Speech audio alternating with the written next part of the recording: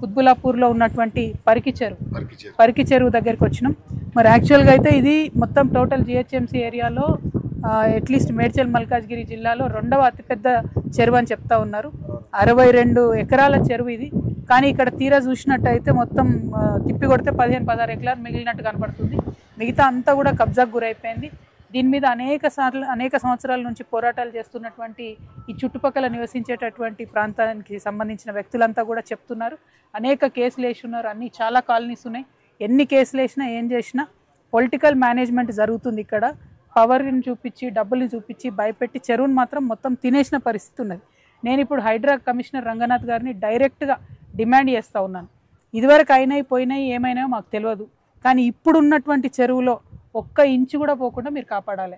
ఇప్పుడు ఆల్రెడీ కొన్ని కన్స్ట్రక్షన్లో ఉన్నాయి, సెమీ కన్స్ట్రక్షన్లో ఉన్నాయి, సగం కన్స్ట్రక్షన్లో ఉన్నాయి. వాటిలో పహానీలు తీస్తే కూడా FTL అని వస్తుంది, చెరువు అని వస్తుంది, కుంట అని వస్తుంది, కట్ట అని వస్తుంది. అయినా సరే ఎట్లా అలౌ చేస్తున్నారో అర్థం కావడం లేదు. హైడ్రా కమిషనర్ గారికి నేను తక్షణమే ఈ పరికి చెరువు ఇష్యూని మీకు కూడా ట్యాగ్ చేస్తానండి. మీరు ఖచ్చితంగా దీని మీద చర్య తీసుకోవాలి. ఇక్కడ FTL అని చెప్పి పాతినటువంటి హద్దులు ఏవైతే ఉంటాయో, ఆ హద్దు రాళ్ళు ఏవైతే ఉంటాయో అన్నిటికన్నీ కూడా మొత్తం పీక్ పడేసి ఒక్క రాయి కూడా ఇవాళ లేనటువంటి పరిస్థితి. అంత భయం భక్తి లేకుండా రియల్ ఎస్టేట్ మాఫియా ఇక్కడ స్థానిక లీడర్స్ సహకారంతో వాళ్ళు ఏ పార్టీలను ఉండొచ్చు. ఇక్కడ ఉన్న ఎమ్మెల్యే గారు అప్పుడు టీడీపీలో ఉండే తర్వాత బీఆర్ఎస్లోకి వచ్చిండు, ఇప్పుడు బీఆర్ఎస్లో ఉన్నాడు. మరి రేపేడు ఉంటాడో నాకు తెలియదు, కానీ ఆయన ఎక్కడున్నా ఆయన అండదండలతోనే ఈ కబ్జాలు జరిగినాయన్నది మాత్రం వాస్తవం. కాబట్టి దయచేసి మరి హైడ్రా కమిషనర్ గారైనా చర్యను తీసుకొని ఇప్పుడు ఉన్నటువంటి పరికి చెరువుని ఇక్కడి నుంచన్నా కనీసం కాపాడండి. ఇప్పుడు అండర్ కన్స్ట్రక్షన్లో ఉన్న వాటి మీద చర్యలు తీసుకోండి.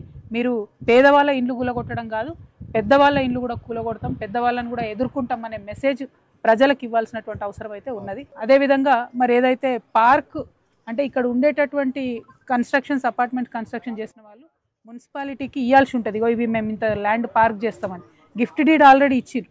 ఆ గిఫ్ట్ డీడ్ రిజిస్టర్డ్ గిఫ్ట్ డీడ్ని కూడా వైలేట్ చేస్తూ మళ్ళీ అందులోకెళ్ళి సగం కబ్జా పెట్టి బిల్డింగ్లు కడుతున్నారు. మరి మున్సిపాలిటీ వాళ్ళు కూడా ఏమంటలేరు.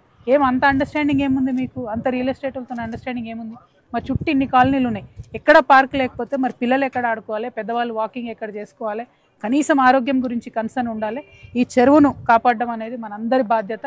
నేను ముందుంటాను దీన్ని కాపాడే విషయంలో. హైదరాబాద్ కూడా ముందుకు రావాలి. ఇక్కడ కాలనీ వాసులు అందరి సహకారం కూడా ఉంది కాబట్టి ఆ ధైర్యంతోనే చెప్తా ఉన్నాను, పరికి చెరువును కాపాడుకోవాలి మనందరం.